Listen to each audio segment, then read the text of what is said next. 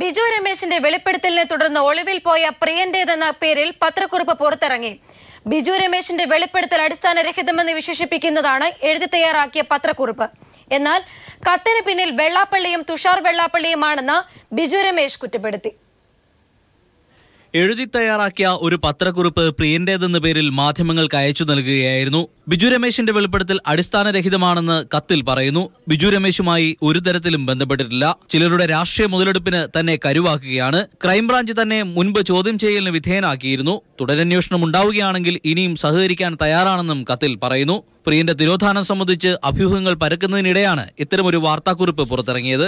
എന്നാൽ പ്രിയന്റെ പേരിൽ പുറത്തുവന്ന കത്തിനു പിന്നിൽ വെള്ളാപ്പള്ളിയും തുഷാർ വെള്ളാപ്പള്ളിയുമെന്ന് ബിജു രമേശ് പ്രതികരിച്ചു. പ്രിയൻ ഒറ്റയ്ക്ക് ഇത്തരത്തിലൊരു വാർത്താക്കുറിപ്പ് പുറത്തിറക്കാനാകില്ലെന്നും ബിജു രമേശ് പീപ്പിളിനോട് പറഞ്ഞു.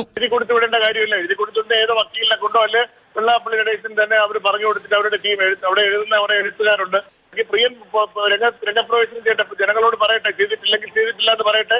അതേസമയം ശാശ്വതീകാനന്ദയുടേത് കൊലപാതകമല്ല ജലസമാധി എന്ന് സഹായി സുഭാഷ് ഒരു ടെലിവിഷൻ ചാനലിന് നൽകിയ അഭിമുഖത്തിൽ അഭിപ്രായപ്പെട്ടു. വിവിധ ബ്യൂറോകൾക്കൊപ്പം ന്യൂസ് ഡെസ്ക്. ശാശ്വതീകാനന്ദയുടേത് മുങ്ങിമരണമാണെന്ന് വ്യക്തമാക്കി 2 വർഷം മുമ്പ് ക്രൈംബ്രാഞ്ച് കോടതിയിൽ സമർപ്പിച്ച റിപ്പോർട്ട് പുറത്തുവന്നു. അടിയൊഴുക്കിൽപ്പെട്ട് കാൽ വഴുതി വെള്ളത്തിൽ വീണ് ശ്വാസം മുട്ടിയാണ് സ്വാമി മരിച്ചതെന്നാണ് റിപ്പോർട്ടിൽ പറയുന്നത്. കേസന്വേഷണം അവസാനിപ്പിച്ച് 2 വർഷം മുമ്പ് fort Kochi sub divisional magistrate മുമ്പാകെ ക്രൈംബ്രാഞ്ച് സമർപ്പിച്ച അന്തിമ റിപ്പോർട്ടാണ് പുറത്തുവന്നത്. ശാശ്വതീകാനന്ദയുടേത് മുങ്ങിമരണമാണെന്ന് റിപ്പോർട്ടിൽ പറയുന്നു. യാദൃശ്ചികമായി കാൽ വഴുതി വെള്ളത്തിൽ മുങ്ങിത്താണ് ശ്വാസം മുട്ടി മരിക്കുകയായിരുന്നുവെന്നാണ് ക്രൈംബ്രാഞ്ചിന്റെ കണ്ടെത്തൽ. പുഴയിലെ അടിയൊഴുക്കിൽപ്പെട്ട് മുങ്ങിത്താഴുകയായിരുന്നുവെന്നും മറ്റ് സംശയങ്ങളൊന്നുമില്ലെന്നുമാണ് അന്തിമ റിപ്പോർട്ടിലെ പരാമർശങ്ങൾ. വെള്ളം കുടിച്ച് ശ്വാസം മുട്ടിയാണ് മരണമെന്നും റിപ്പോർട്ടിൽ പറയുന്നു. ഈ സാഹചര്യത്തിൽ കേസന്വേഷണം പൂർത്തിയായിട്ടുള്ളതിനാൽ മുങ്ങിമരണമെന്ന് പരിഗണിച്ച് കോടതി ഫയലിൽ നിന്നും കേസ് കുറവ് ചെയ്യണമെന്നും crime branch SP KG Simon 2013 December 21 സമർപ്പിച്ച റിപ്പോർട്ടിൽ ആവശ്യപ്പെടുന്നു. News bureau, Kochi. സ്വാമി ശാശ്വതീകാനന്ദയുടെ മരണത്തിൽ പുതിയ വെളിപ്പെടുത്തലുമായി സുഹൃത്ത് ഗംഗാധരൻ. പാലിൽ പ്രമേഹ മരുന്ന് അമിത അളവിൽ കലർത്തിയാണ് സ്വാമിയെ കൊലപ്പെടുത്തിയതെന്ന് ഗംഗാധരൻ വെളിപ്പെടുത്തി. അളവിൽ കൂടുതൽ മരുന്ന് നൽകി ശരീരം തളർത്തി ആലുവ പുഴയിൽ കൊണ്ടിടുകയായിരുന്നു. സാബു ഇതിന് ദൃക്സാക്ഷിയായിരുന്നുവെന്നും പാൽ നൽകിയത് താനാണെന്ന് സാബു പറഞ്ഞിരുന്നതായും ഗംഗാധരൻ പീപ്പിൾ TVയോട് പറഞ്ഞു. സ്വാമി ശാശ്വതീകാനന്ദയുമായി 2 പതിറ്റാണ്ടുകാലത്തെ ആത്മബന്ധം പുലർത്തിയിരുന്ന ആളാണ് താനെന്നും മുംബൈയിൽ വരുമ്പോഴെല്ലാം സ്വാമി തന്നോടൊപ്പമായിരുന്നു താമസിച്ചിരുന്നതെന്നും VS ഗംഗാധരൻ പറഞ്ഞു. ശാശ്വതാനന്ദ സ്വാമികൾ 84 മുതൽ ഞാൻ വളരെ അടുപ്പമാണ്. അതെ, എൻ്റെ വീട്ടിലാണ് താമസം, എൻ്റെ ഇവിടെ തന്നെ. തന്നെയുമല്ല, വേറെ എവിടെയെങ്കിലും പാസ് ചെയ്യുകയാണെന്നുണ്ടെങ്കിൽ ഡിലേ ആണെന്നുണ്ടെങ്കിൽ ഇവിടെ വരും. സ്വാമിയുടെ മരണം കൊലപാതകമായിരുന്നെന്നും അന്നത്തെ മുഖ്യമന്ത്രിയായിരുന്ന AK ആന്റണിക്കും VM സുധീരനും ഇതിനെക്കുറിച്ച് വ്യക്തമായി അറിയാമായിരുന്നുവെന്നും ഗംഗാധരൻ പറഞ്ഞു. സ്വാമിനും രാജനും കൂടിയാണ് എന്നെ അദ്വൈതാനന്ദ ചെറിയൊരു ഹാളിൽ കൊണ്ട് ഇത് ഓപ്പൺ ചെയ്ത് വച്ചിരിക്കുകയാണ്. ഓപ്പൺ ചെയ്തതിൽ വെറും പാല് മാത്രമേ ഉള്ളൂ, വേറെ ഒന്നുമില്ല. ഒരു വെള്ളമോ അല്ലെങ്കിൽ ഒരു ഇതായില്ല, ക്ലിയറായിട്ട് നമുക്ക് കാണാം. അപ്പം ഞാനിത് അതിശയമായി, പാലും വെള്ളം കുടിച്ച് വെള്ളത്തിൽ മുങ്ങി എന്നൊക്കെ പറഞ്ഞു കഴിഞ്ഞാൽ എന്താണ്? തന്നെയുമല്ല, ഈ പോസ്റ്റ്മോർട്ടം ഇത് നടത്തിയിട്ടുള്ളത് അതിന് എലിജിബിൾ അല്ലായിട്ട് ഒരു പെൺകുട്ടിയാണ്, ജൂനിയർ പെൺകുട്ടിയാണ്. ഈ പോസ്റ്റ്മോർട്ടം അത് കണ്ട് ഞാൻ ഇറങ്ങുമ്പോൾ ഇന്ന് KPCC പ്രസിഡൻ്റായിരിക്കുന്ന സുധീരൻ കൈയൊടിഞ്ഞ് അവിടെ ഇരിക്കുന്നുണ്ടായിരുന്നു. അപ്പം ഞാൻ സുധീരനോട് ചോദിച്ചു, നീ കണ്ടില്ലടാന്ന് ചോദിച്ചു. ഇത് അപ്പം വായ പൊത്തി. പ്രീ പ്ലാൻഡാണ്, ഇങ്ങനെയായിരുന്നു. പ്രീ പ്ലാൻഡ് ആയിട്ട് നടന്നിട്ടുള്ള തന്നെയാണ്. മറട്ട് തന്നെയാണത് 101%. എല്ലാവർക്കും അറിയാം. സുധീരൻ ഇല്ല പറയട്ടെ. ശാശ്വതീകാനന്ദ മരിച്ചതിന് പിന്നാലെ ഇതെല്ലാം തെളിവുകൾ സഹിതം പരാതിയായി എഴുതി കൊടുത്തതാണെന്നും എന്നാൽ എല്ലാം തൽപര കക്ഷികൾ ഒതുക്കി തീർക്കുകയായിരുന്നുവെന്നും അദ്ദേഹം പറഞ്ഞു. കേരളത്തിന് പുറത്തെ ഏറ്റവും വലിയ ശ്രീനാരായണീയ പ്രസ്ഥാനത്തിന്റെ സ്ഥാപക മെമ്പർമാരിൽ ഒരാൾ കൂടിയായ VS ഗംഗാധരൻ ശ്രീനാരായണ മന്ദിര സമിതിയുടെ സംരംഭകരിൽ പ്രധാനിയായിരുന്നു.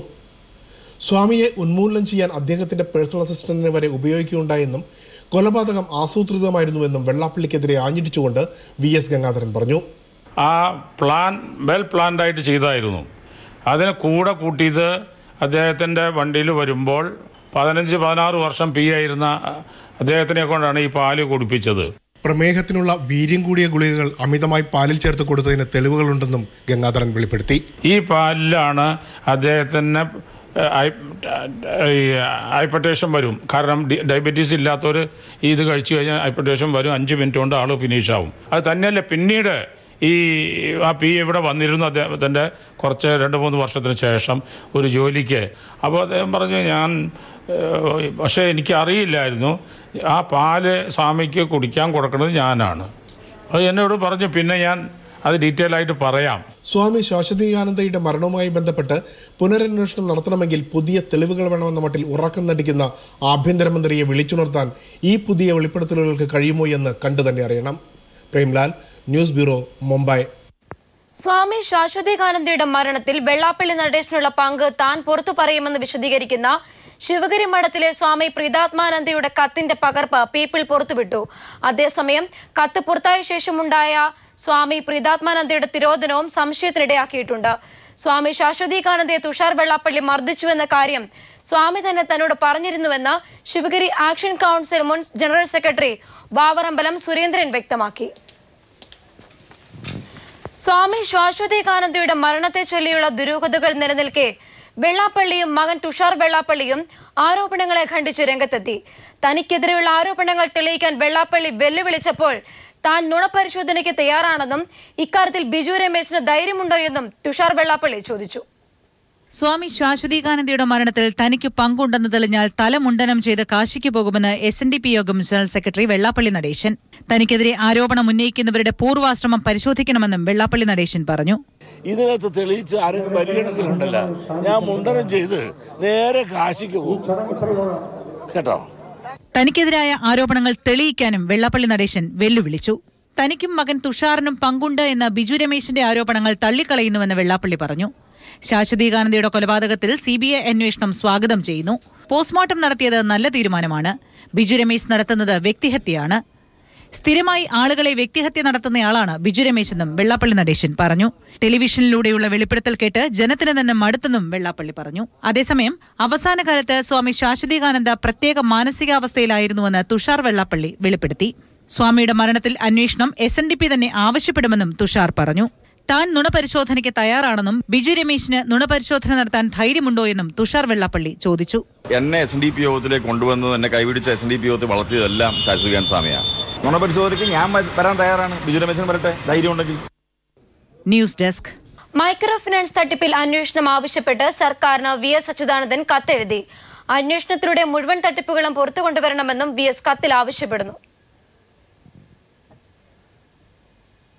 തോട്ടം തൊഴിലാളികളുടെ സമരം പരിഹരിക്കുന്നതിനുള്ള പ്ലാന്റേഷൻ ലേബർ കമ്മിറ്റിയുടെ ചർച്ച വീണ്ടും പരാജയപ്പെട്ടു. ട്രേഡ് യൂണിയൻ നേതാക്കളും തൊഴിലുടമകളും ചർച്ചയിൽ പങ്കെടുത്തിരുന്നു.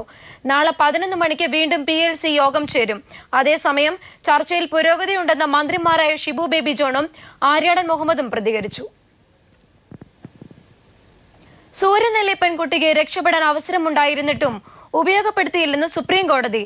പെൺകുട്ടി പ്രതികളോടൊപ്പം പോയത് സ്വന്തം ഇഷ്ടപ്രകാരമായിരുന്നു എന്ന് സംശയിക്കേണ്ടിയിരിക്കുന്നുവെന്നും കോടതി നിരീക്ഷിച്ചു. പ്രതികളുടെ ജാമ്യാപേക്ഷയിൽ വാദം കേൾക്കുമ്പോഴായിരുന്നു സുപ്രീം കോടതിയുടെ പരാമർശം. സൂര്യനെല്ലി പീഡന കേസിൽ ഹൈക്കോടതി ശിക്ഷിച്ച ധർമ്മരാജൻ ഉൾപ്പെടെയുള്ള പ്രതികളുടെ ജാമ്യാപേക്ഷയിൽ വാദം കേൾക്കവെയാണ് പീഡനത്തിനിരയായ പെൺകുട്ടിക്കെതിരെ കോടതി പരാമർശങ്ങൾ നടത്തിയത്. പെൺകുട്ടിക്ക് രക്ഷപ്പെടാൻ നിരവധി അവസരങ്ങൾ ഉണ്ടായിരുന്നു. ബസ്സിലും ഓട്ടോറിക്ഷയിലുമായാണ് പ്രതികൾ പെൺകുട്ടികളെയും കൊണ്ട് യാത്ര ചെയ്തത്. ഈ അവസരങ്ങളിൽ രക്ഷപ്പെടാനുള്ള അവസരമുണ്ടായിരുന്നിട്ടും പെൺകുട്ടി ഉപയോഗപ്പെടുത്തിയില്ല. സ്വന്തം ഇഷ്ടപ്രകാരമാണോ പെൺകുട്ടി പ്രതികൾക്കൊപ്പം പോയത് എന്ന് സംശയിക്കേണ്ടിയിരിക്കുന്നുവെന്നും കോടതി നിരീക്ഷിച്ചു. പ്രതികൾക്ക് അടിയന്തരമായി ജാമ്യം അനുവദിക്കാനാകില്ലെന്നും കോടതി വ്യക്തമാക്കി. ജാമ്യാപേക്ഷയിൽ അടുത്ത വർഷം മാർച്ചിൽ വീണ്ടും വാദം കേൾക്കും. ജസ്റ്റിസ് ദീപക് മിശ്ര അധ്യക്ഷനായ ബെഞ്ചാണ് പ്രതികളുടെ ജാമ്യാപേക്ഷ പരിഗണിച്ചത്. News bureau, Delhi. പാലക്കാട്ട് പിടിയിലായ ആട് ആന്റണിയെ കൊല്ലം പോലീസിന് കൈമാറി. പരവൂർ CI VS ബിജുവിന്റെ നേതൃത്വത്തിലുള്ള സംഘം ചിറ്റൂർ കോടതിയിൽ ഹാജരാക്കിയ ശേഷം ആഡ് ആന്റണിയെ കൊല്ലത്തേക്ക് കൊണ്ടുപോയി. പോലീസുകാരൻ മണിയൻ പിള്ളയെ കുത്തിക്കൊന്നത് താനാണെന്ന് ആഡ് ആന്റണി സമ്മതിച്ചു. ഗോപാലപുരത്ത് നിന്ന് രാവിലെ 7:30 പിടികൂടിയ ആട് ആന്റണിയെ വൈകിട്ട് 5:30 കൊല്ലം പോലീസിന് കൈമാറിയത്. പാലക്കാട് ക്രൈംബ്രാഞ്ച് ആസ്ഥാനത്തെത്തിയ പരവൂർ CI VS ബിജുവും സംഘവും വിശദമായ ചോദ്യം ചെയ്യലിനായി കൊല്ലത്തേക്ക് കൊണ്ടുപോയി. പാലക്കാട് നടത്തിയ പ്രാഥമിക ചോദ്യം ചെയ്യലിൽ പാരിപ്പള്ളി സ്റ്റേഷനിലെ ASI മണിയൻപിള്ളയെ കൊലപ്പെടുത്തിയത് താനാണെന്ന് ആട് ആന്റണി സമ്മതിച്ചു. 3 വർഷമായി ഒളിവിൽ കഴിയുമ്പോഴും മോഷണം തുടർന്നിരുന്നെന്നും ഇയാൾ പോലീസിനോട് പറഞ്ഞു. നേപ്പാൾ, ഹൈദരാബാദ് എന്നിവിടങ്ങളിലും ഒളിവിൽ താമസിച്ചു. ഈ റോഡിനടുത്തുള്ള ധാരാപുരത്താണ് ഇയാൾ കൂടുതൽ കാലം ഒളിവിൽ കഴിഞ്ഞത്. അവിടെ സ്വന്തമായി വീടും സ്ഥലവും വാങ്ങിയിട്ടുണ്ട്. ഗോപാലപുരത്തെ ഭാര്യ വീട്ടിൽ ഇയാൾ ഇടയ്ക്കിടെ എത്താറുണ്ടെന്ന് പോലീസിന് വിവരം ലഭിച്ചിരുന്നു. പോലീസ് നടത്തിയ രഹസ്യ നീക്കത്തിനൊടുവിലാണ് ആട് ആന്റണി പിടിയിലായത്. പാലക്കാട് സ്പെഷ്യൽ ബ്രാഞ്ച് ഡിവൈഎസ്പി സുനിൽകുമാറിന്റെ നേതൃത്വത്തിലുള്ള സംഘമാണ് ഇയാളെ പിടികൂടിയത്. പോലീസുകാരനെ കൊലപ്പെടുത്തിയ കേസ് കൂടാതെ നിരവധി മോഷണ കേസുകളിലും ഇയാൾ പിടികിട്ടാപ്പുള്ളിയാണ്. News bureau, Palakkad. വൈകിയാണെങ്കിലും ആഡ് ആന്റണിയെ അറസ്റ്റ് ചെയ്തതിൽ സന്തോഷമുണ്ടെന്ന് കൊല്ലപ്പെട്ട പോലീസ് ഡ്രൈവർ മണിയൻപിള്ളയുടെ വിധവ സംഗീത നായർ പറഞ്ഞു. കോടതിയിൽ പരമാവധി ശിക്ഷ ആഡ് ആന്റണിക്ക് നൽകുമെന്ന് പ്രതീക്ഷിക്കുന്നതായി മണിയൻപിള്ളയുടെ മാതാവ് ദേവകി അമ്മയും പ്രതികരിച്ചു. ആഡ് ആന്റണി പിടിയിലായെന്ന വാർത്ത കേൾക്കാനായി മാത്രം കഴിഞ്ഞ 3 വർഷമായി കാത്തിരിക്കുകയായിരുന്നു. വൈകിയാണെങ്കിലും കൊലപാതകിയായ ആഡ് ആന്റണിയെ പിടികൂടിയതിൽ സന്തോഷമുണ്ട്. കേരള പോലീസിൽ വിശ്വാസമുണ്ടായിരുന്നുവെന്നും കൊല്ലപ്പെട്ട മണിയൻപിള്ളയുടെ വിധവ സംഗീത നായർ പറഞ്ഞു. കൊലയാളിയെ പിടികൂടിയതിൽ സന്തോഷമുണ്ട്. പോലീസിനുള്ള അന്നേ എനിക്ക് വിശ്വാസം ഉണ്ടായിരുന്നു. നിയമം നടന്ന് പരമാവധി ശിക്ഷ കൊടുക്കണമെന്നാണ് ദൈവത്തിനോട് തന്നെ പറയുന്നത്. മകന്റെ കൊലപാതകിക്ക് കോടതി പരമാവധി ശിക്ഷ തന്നെ നൽകുമെന്ന് പ്രതീക്ഷിക്കുന്നതായി മണിയൻപിള്ളയുടെ മാതാവ് ദേവകിയമ്മയും പറഞ്ഞു. വിട്ടാൽ ഇനി നേരെ ഇങ്ങനൊരു കുടുംബത്തിന് അമ്മയുടെ ഒരു കുടുംബത്തിൻ്റെ കണ്ണീര് വീഴാൻ ഇടയാക്കരുത്. അതിന് തക്കോളം ശിക്ഷ കൊടുക്കണം എന്തായാലും. ആഡ് ആന്റണിയുടെ കുത്തേറ്റ് മരിച്ച പോലീസ് ഡ്രൈവർ മണിയൻപിള്ളയുടെ ഭാര്യയും 2 മക്കളും മാതാവും കൊല്ലം വിയ്യന്നൂരിലെ വസതിയിലാണ് താമസിക്കുന്നത്. ന്യൂസ് ബ്യൂറോ, കൊല്ലം. സാംസ്കാരിക ഫാസിസത്തിനെതിരായി എഴുത്തുകാർ ഒറ്റക്കെട്ടായി രംഗത്തിറങ്ങണമെന്ന് പ്രമുഖ എഴുത്തുകാരൻ എം മുകുന്ദൻ. ഫാസിസത്തെ പ്രതിരോധിക്കാൻ ഇടതുപക്ഷത്തിന് മാത്രമേ സാധിക്കൂ.